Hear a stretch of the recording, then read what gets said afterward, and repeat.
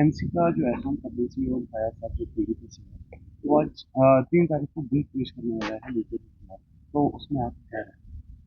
देखिए, ये private members bill होता है और हक है हर एक का किसी भी इशू पे बिल मूव करे। पहली बात यह है कि मैं भी मेंबर ऑफ द हाउस हूँ और उन्होंने एज प्राइवेट मेंबर्स बिल जैसा आप बता रहे हो बनाई है और शायद मूव भी करने वाले हैं। पहली बात इसमें यह है कि बिल लगती भी है कि नहीं लगती है। दूसरी बात कंटेंट्स क्या है बिल के मुझे नहीं मालूम।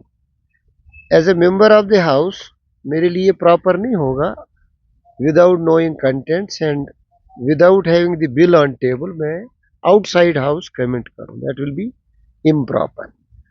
तो अगर बिल लगती है, ये पहले भी आई है इस हाउस में कई लोगों ने, जब मैं पहले भी एमएलए था मेरे कुछ कुलीग्स ने ये बिल लाई थी, ये बिल कभी पास हुई नहीं।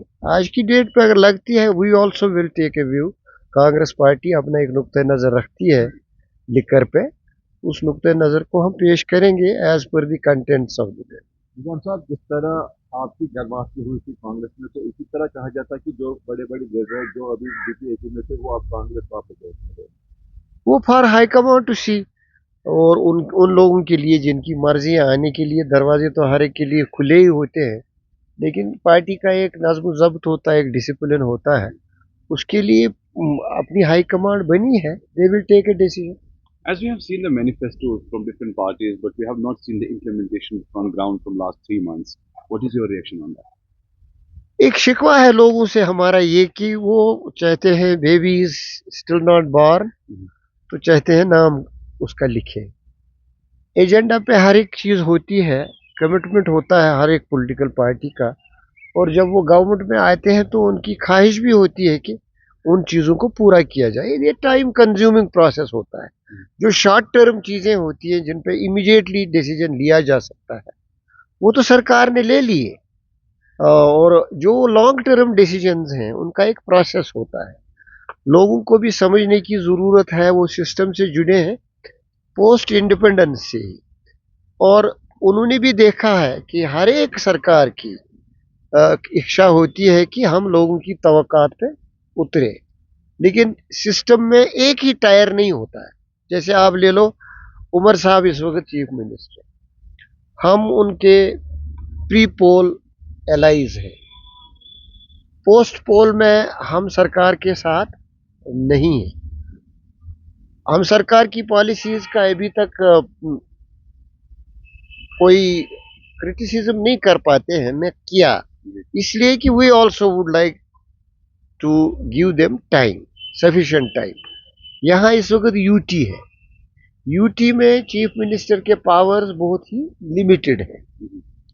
उस मामले में एक्सपेडिशियस डिसीजंस लेना मुनासिब नहीं है उनके लिए, और लें भी तो दिल्ली वालों की कंसर्ट होनी चाहिए, राजभवन की कंसर्ट होनी चाहिए। ये एक मुश्तरका मामला है, बीजेपी के लिए भी है जो सरकार में है, कि वो देखें कि इस रियासत का स्टेट, इस यूटी का स्टेटस रेज हो एज स्टेट, तब जाके चीफ मिनिस्टर और गवर्नमेंट और अपोजिशन के पावर्स बढ़ जाएंगे, लेजिस्लेटिव असेंबली के पावर्स बढ़ेंगे, इंस्टीट्यूशंस बनेंगे, और चीफ मिनिस्टर भी एम्पावर होगा, और राजभवन की इंटरफेरेंस कॉन्स्टिट्यूशनल इश्यूज के बगैर रहेगी नहीं। As we have seen number of visits, especially from the prime ministers, and lot of commitments to the chief minister. Now we have different discussions with home minister as well. जिस तरीके से उमर साहब वहाँ गए, how do you see the reaction? How do you see the support? Like जिस तरीके से वो देखिए उनके दरमियान वहाँ क्या ट्रांसपायर होता है वो बाहर बात आती नहीं। अभी तक तो वो राज में ही, वो बैठ के क्या बोलते हैं एक दूसरे से, क्या करते हैं, किसकी क्या इच्छा है, किसकी क्या उम्मीद है, वो जब बोले तो पता लगेगा। लेकिन अभी तक तो लगता है कि अननेसेसरी डिले होता है स्टेट की कमिटमेंट के बारे में। हम एज अ कांग्रेस पार्टी, हमारे प्रेसिडेंट ने भी और हमारी जो हाई कमांड है दिल्ली में भी, उन्होंने हमेशा ये व्यू लिया है कि स्टेट इनका हक है, कमिटमेंट है, सुप्रीम कोर्ट की ऑब्जर्वेशन भी है, प्राइम मिनिस्टर की कमिटमेंट भी है, बीजेपी की भी कमिटमेंट है, और लोगों की भी एस्पिरेशन है, और हिस्ट्री का भी तकाजा है जम्मू कश्मीर के बारे में इस हद तक बेइंसाफी नामुनासिब है। So as we have एक वक्त था जब 370 और यूटी की बात हो रही थी, आज खाली यूटी की बात हो रही थी, 370 की बात कोई नहीं कर रहा है। देखो 370 के बारे में क्या बात करोगे, जब आप स्टेट की रिस्टोरेशन बोलते हैं तो पावर्स खुद ब खुद आएंगे ना। स्टेट के अपने ये एक फेडरेशन है, अगर हम फेडरेशन का हिस्सा बनते हैं, हम इस वक्त यूनियन का हिस्सा एज यूटी, यूनियन में जो मर्जी सरकार की उधर दिल्ली की पार्लियामेंट की वो चलेगी, as we expected, लेकिन स्टेट जब होंगे तो स्टेट लिस्ट का आईन में बना है, कंकरेंट लिस्ट में भी हमारी हिस्सेदारी होगी और यूनियन लिस्ट में भी वो हमारी मर्जी के बगैर कुछ कर नहीं पाएंगे। तो आप इसको क्यों जोड़ते हो टेक्निकलिटीज के साथ? seen that meetings and lingering on things, क्या ये सिस्टम अब ऐसे ही रहेगा कि इंतजार रहेगा कि कब वो दरवाजा खुलेगा और ग्रीन लाइट मिलेगी?